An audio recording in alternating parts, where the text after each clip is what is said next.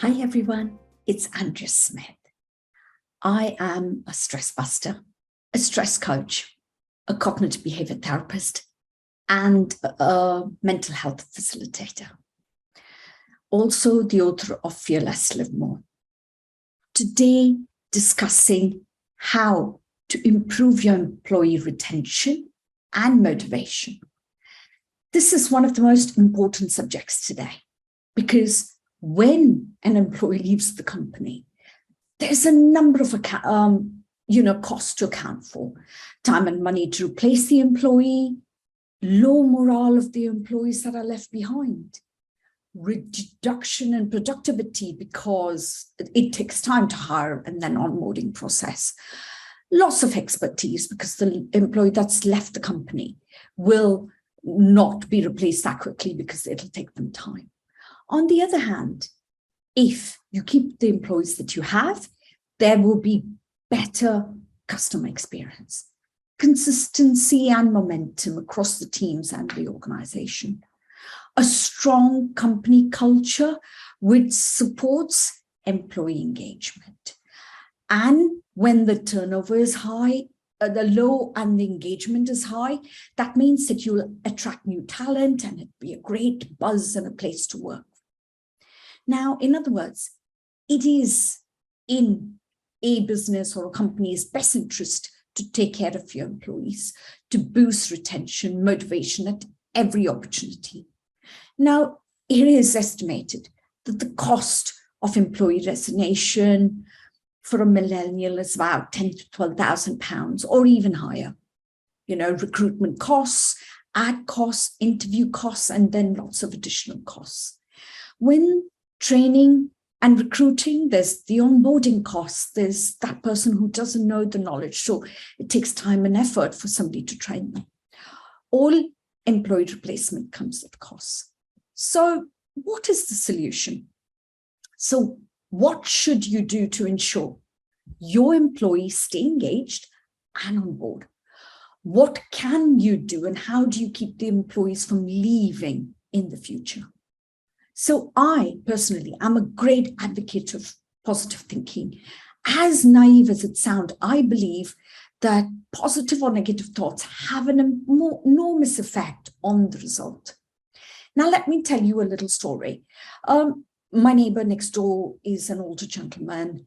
He came home one day and the electrics went out and he, by mistake, dropped his keys, so he didn't know where he left his house keys.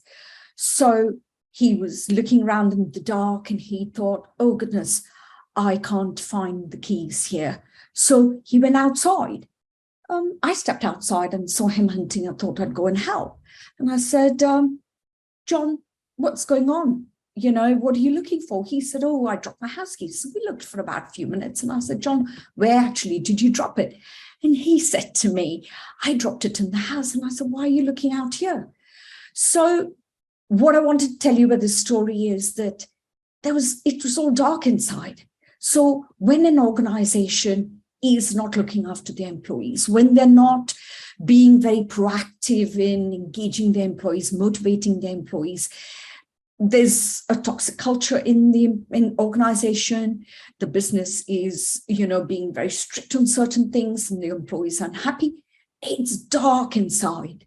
So people are then going to look outside, aren't they? They're going to want to find another job. They're going to want to feel happier because they're unhappy in the place they are. So that is similar to my neighbor John's experience. He was looking outside because what's the point of looking inside? He couldn't see it anyway. So I know that's funny.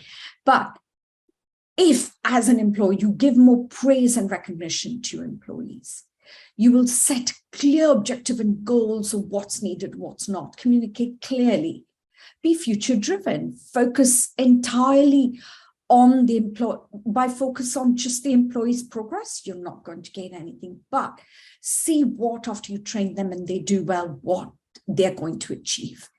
Seek their input and ideas. It'll really help. Because lots of people you're employing are creative. They will just have some brilliant ideas.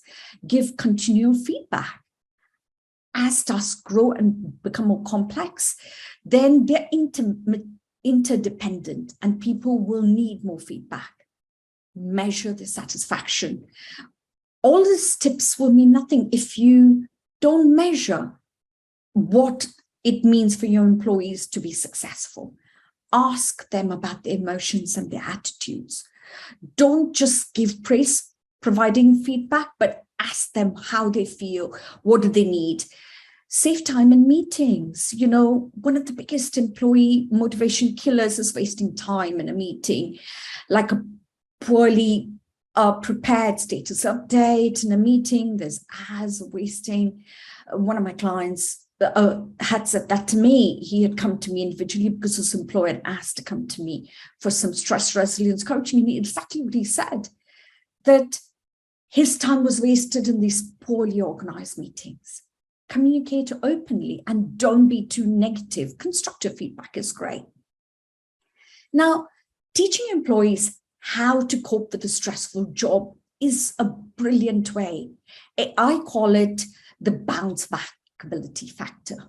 Now, picture a tree, you know, thrown by the wind and, you know, storms of life and just lots of things coming at people these days. But there's a flexible reed on that tree, which still has growth in it.